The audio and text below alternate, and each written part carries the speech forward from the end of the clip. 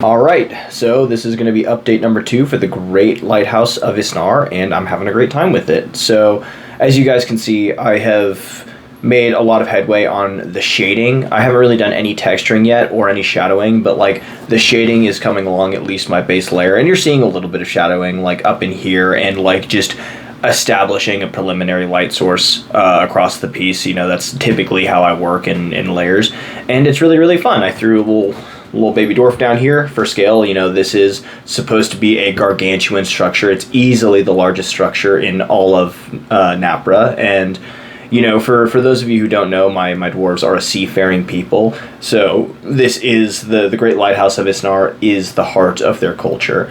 And I'm getting close to having my base layer done with the forge down here. I'm not going to go into it this video about how like the lighthouse works in conjunction with the forge below, but this kind of bottom half is a 2-tiered forge that exists as the largest forge in Imparavan, and it's one of the only places that you can craft with Akalas stone. I'm not going to get into that right now, but it's super fun. The big issue I ran into is when in doubt for aesthetics, I place windows. I really like windows. They're really beautiful.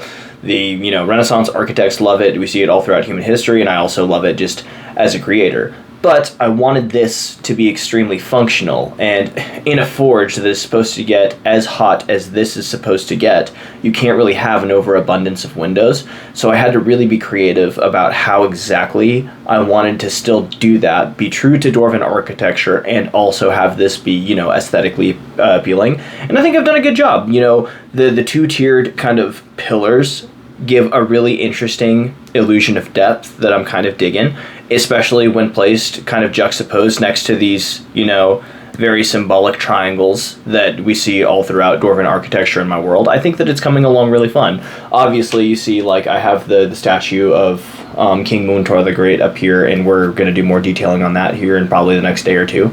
But it's coming along really well. I'm super excited for it. If you want to bid, this piece is up for bid. The bidding will close when I'm done with the piece, but you can bid on my website for this piece. I think the bidding's up at like $25 right now, so if you want this piece, it can be yours for whatever the highest bid is. Thanks, guys.